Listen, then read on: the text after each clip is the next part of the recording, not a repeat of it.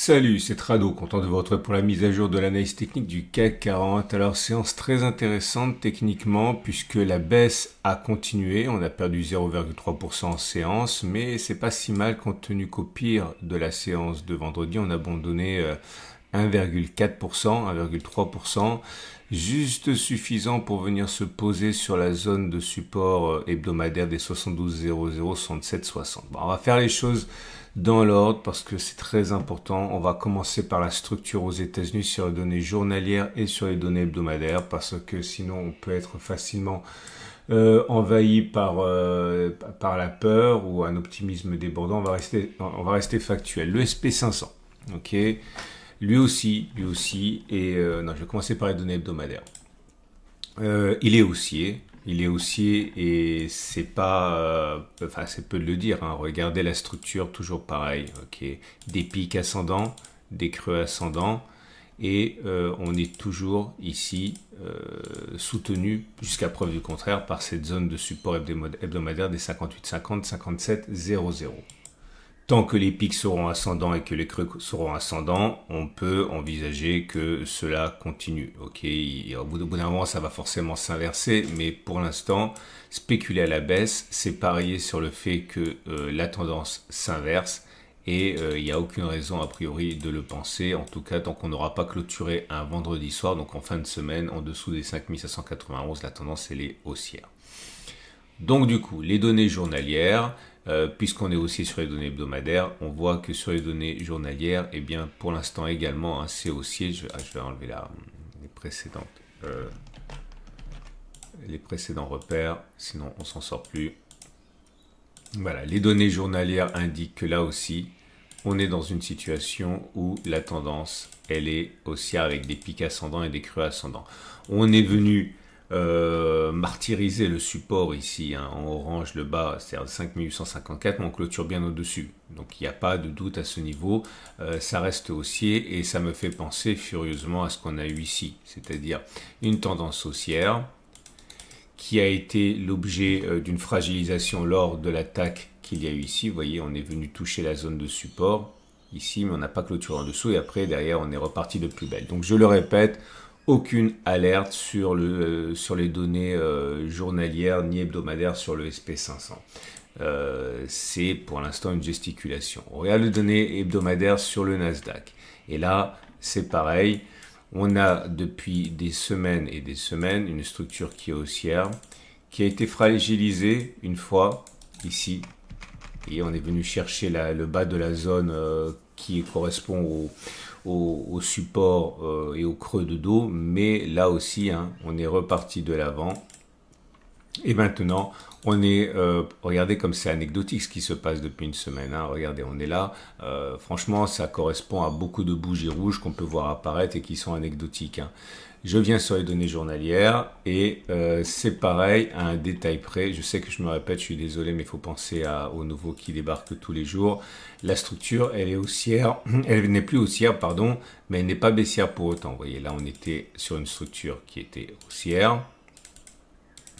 Maintenant, on est passé en dessous du support, mais on n'est pas en tendance baissière pour autant, puisque pour qu'on soit en tendance baissière, il faudrait qu'on ait des pics, vous l'aurez compris, qui sont ascendants. Enfin, pour qu'on soit en tendance baissière, il faudrait des creux qui soient descendants et des pics qui soient descendants. Or, c'est pas le cas. On a des pics qui sont ascendants, des creux qui sont descendants, donc il faudra un nouveau pic, quel qu'il soit, et un nouveau plus bas, et là à ce moment on aurait des creux et des pics descendants. Mais vous voyez que pour l'instant on n'y est pas du tout et on peut très bien avoir une reformation, hein, de pics de creux ascendants. Donc pour l'instant c'est une tendance qui est neutre. Mais toujours dans un contexte hebdomadaire extrêmement haussier, je vous le remontre, ok, difficile de voir là quoi que ce soit d'autre qu'une tendance qui est haussière sur les unités longues, hein. Et notre CAC 40, le CAC 40 qui peine, mais qui est en tendance hebdomadaire, qui est toujours haussière. Là aussi, vous voyez, peu de doute possible. On avait regardez, là c'est intéressant. Vous voyez, on avait cette structure qui était haussière. On est venu toucher la structure le plus bas, mais on a rebondi là aussi. Ok, et on a inscrit des plus hauts ici. Et ce à quoi on assiste actuellement, c'est simplement un retest de cette zone, mais il n'y a pas de tendance baissière sur les données hebdomadaires. Car ne vous laissez pas leurrer par les pics et les creux qui sont là. Ce ne sont pas des pics et des creux de référence sur les données hebdomadaires. Les pics et les creux de référence sur les données hebdomadaires, c'est ça. Et ça, ce que vous voyez, les pics et les creux à l'intérieur de cette zone de fluctuation, ça se juge sur les données journalières. Donc du coup, effectivement, il faut aller voir les données journalières. Et là, on est effectivement dans une situation qui est délicate, puisque on avait des pics qui étaient descendants, pardon, ainsi. Et puis là, on a basculé en tendance neutre, puisqu'on était sur des pics qui étaient descendants, enfin des creux qui étaient descendants, des pics qui étaient ascendants, donc indéterminés, jusqu'au moment où on s'est retrouvé en tendance haussière, ici. La tendance haussière, malheureusement, n'a pas tenu à partir du moment où on a cassé la structure ici, et on s'est mis dans une situation de tendance baissière, jusqu'au moment où on a cassé la structure qui était là, vous voyez, on a clôturé au-dessus. Donc là, on est à nouveau dans une zone de tendance indéterminée, avec des creux qui sont descendants et des pics qui sont ascendants. Je sais, c'est difficile, il n'y a que la pratique qui pourra vous aider à ce niveau, c'est pour ça que je refais encore et encore la même gymnastique. Et donc là, actuellement, je le répète une troisième fois, structure indéterminée. Jusqu'à quand? Eh bien, il faudrait déjà avoir des creux qui soient descendants, c'est-à-dire il faudrait clôturer en dessous de ça. Et après, uniquement après, il faudrait encore avoir des pics qui soient descendants. C'est-à-dire qu'il faudrait faire quelque chose comme ça, puis un nouveau pic, puis un nouveau creux. Et là, on aurait tout qui s'alignerait, des pics descendants et des creux descendants. Mais là, pour l'instant, encore une fois, on n'a rien de tout ça. Alors, c'est facile de voir les choses en noir et franchement, c'est un instinct assez naturel, hein, assez reptilien. On a plus à gagner en étant trop prudent qu'en étant trop optimiste, puisque bon, clairement, c'est la mort. Si vous êtes trop optimiste, au moins, il faudrait être pessimiste. Donc, encore une fois, c'est reptilien, mais l'analyse ici ne souffre pas véritablement de discussion. C'est pas baissier sur le CAC 40 non plus, et on est sur une zone de support hebdomadaire. Alors, bien sûr, quand on regarde certains chiffres, ça peut faire très mal. Regardez ça. Ça, c'est la photo finish. Non, c'est pas la photo finish. C'est la dernière ligne droite avant la fin de l'année. On a Bitcoin qui est à 130%. Vous savez lire. Nasdaq 27, ETF World 27, Gold 27, SP500 24, comme le Silver, le DAX, notre cousin, plus 19, et le CAC 40 est moins 4%. C'est vrai que si on est français, on se dit qu'on aurait dû se mettre sur le livret, ça aurait fait un écart de 7 points. Et en ce sens, hein, tous ceux qui tradent le CAC 40 à la hausse pas par définition, mais on va dire par principe technique, eh bien c'est très difficile de dégager de la performance quand le CAC 40 fait moins 4% sur l'année. Okay. Alors maintenant, avant d'aller plus avant, je vais revenir sur cette histoire de fourchette d'Andrews parce qu'on m'a posé pas mal de questions par rapport à ça. On me dit alors la fourchette. Ben, la fourchette, elle est toujours active, j'ai envie de dire. Jusqu'à quand sera-t-elle active? On a un outil qui s'appelle la boîte d'Austin. Okay, alors avant d'aller plus loin, je vous rappelle qu'une fourchette d'Andrews, c'est un pic, un creux, un pic successif, ou un creux, un pic, un creux successif. Il faut qu'il y ait au moins 3 bougies entre les pivots, pic, creux. Okay, donc là, c'est valable. Donc vous voyez bien ici, hein, un pic, un creux, enfin un creux, un pic, un creux. La médiane, elle était là, elle n'a pas été ralliée. Donc je disais qu'on a un outil qui s'appelle la fourchette, la boîte d'Austin. Je vais vous montrer, il y a un tutoriel en dessous de la vidéo, ok?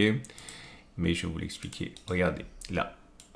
Si on enlève cette fourchette-là, on va dire qu'elle n'existe pas encore. Notre creux de référence, il est là. On va regarder la précédente fourchette. La précédente fourchette, qui était valable jusqu'à ce qu'elle soit cassée, elle donnait ça. Donc un pic, un creux, un pic. Si vous n'avez pas la fourchette d'Andrews sur votre logiciel de trading, ouvrez un compte gratuit avec ProRealTime, vous aurez les fourchettes ici. Ok, c'est ici. Et donc, vous voyez que on a ce qu'on appelle la boîte d'Austin. Alors, la boîte d'Austin, c'est quoi? Vous prenez votre petit rectangle ici et vous faites la distance entre le pivot 1 et le pivot 2 et entre le pivot 2 et le pivot 3. Vous regardez lequel est le plus large, c'est clairement ce rectangle-là, pivot 2, pivot 3. Vous reportez ça par-delà le pivot 3. Et ça vous donne un cadre spatio-temporel dans lequel l'essentiel des contacts avec la médiane a lieu. Et vous voyez, ici, on a touché la fameuse médiane et ça s'est fait dans la boîte d'Austin. C'est classique. Okay. Je vous montre un autre exemple. Je vais effacer ce que j'ai mis avant parce que sinon, on n'y voit plus rien. Voilà. Avant cette fourchette-ci, on en avait une autre. Elle était là. Vous aviez un pic, un creux, un pic, un creux, un pic. Et comme vous pouvez le constater, on avait ici une sortie de la fourchette d'Andrews. C'est un peu compliqué, je suis désolé, je me rends compte en même temps que j'en parle. Donc, on avait ici la première boîte, ici la deuxième boîte, donc l'écart pivot 1, pivot 2. La plus large, ça se joue pas à grand chose, mais c'est celle-là, elle est plus grande, vous voyez. Ouais, c'est vraiment sur l'épaisseur du trait. Et il fallait absolument toucher la médiane dans le cadre temporel de cette boîte-là. On l'a pas fait, on est sorti. Comment on fait à ce niveau? L'objectif devient de rallier un objectif déterminé par pivot 1, pivot 3. Et ça a été touché ici. Ok, je l'enlève. Je répète, quand on sort de la fourchette d'Andrews sans en toucher la médiane, dans le cadre en particulier de la boîte d'Austin, l'objectif c'est que vous prenez le sens de sortie, vous tracez une demi-droite, l'objectif est généralement rallié. Je vous montre un autre exemple. C'était ici, non ça je l'ai déjà fait, là. Vous prenez un pic, un creux, en l'occurrence un creux, un pic, un creux. Vous prenez la distance pivot 1, pivot 2. Vous prenez la distance pivot 2, pivot 3. Vous regardez laquelle des boîtes est la plus large, c'est celle-là. Donc ça devient, je vais dupliquer ça. Je reporte ça sur le pivot 3. Et c'est bien dans ce cadre-là qu'il fallait toucher la médiane de la fourchette d'Andrews. Ça a été fait ici en respectant le cadre temporel. Je continue, c'est un peu laborieux, mais vous pouvez me faire plus d'exemples que pas assez. Et vous pouvez remonter comme ça très longtemps. J'ai pris une autre fourchette ici, au hasard. Mais ça ne fonctionne pas toujours naturellement. Commencez pas à vous imaginer que vous avez trouvé une quelconque martingale. Vous prenez un pic, enfin ici encore, un creux, un pic, un creux. Vous prenez la première boîte, distance pivot 1, pivot 2. Vous prenez la deuxième boîte, distance pivot 2, pivot 3. La plus large, c'est celle-là. Je reporte ça par-delà. Et là, en l'occurrence, attendez, là, en l'occurrence, ça n'a pas marché. Donc, c'est bien parce que ça vous montre que rien ne fonctionne tout le temps. On a touché la médiane. Donc, il fallait normalement toucher la médiane dans le cadre de cette boîte temporelle. On a touché la bougie d'après. Ok, bon, voilà. C'est pas parce que ça fonctionne généralement comme ça que ça fonctionne toujours comme ça. La médiane a été touchée en dehors du cadre spatial et temporel hein, de la boîte d'Austin. Bref, qu'est-ce que j'ai encore? Un autre exemple là. Si vous débutez, vous allez zapper, mais c'est important pour ceux qui veulent s'accrocher parce que mon boulot, il est essentiellement pédagogique.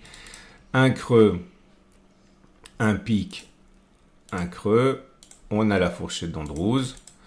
On prend la distance pivot 1, pivot 2. On prend la distance pivot 2, pivot 3. On regarde laquelle est la plus grosse boîte. C'est cette boîte-là. On reporte ça par-delà. Et normalement, c'est dans le cadre temporel de cette boîte que l'on touche la médiane, ce qui a été le cas ici. Donc ici, ça a été respecté. Vous voyez où je veux en venir.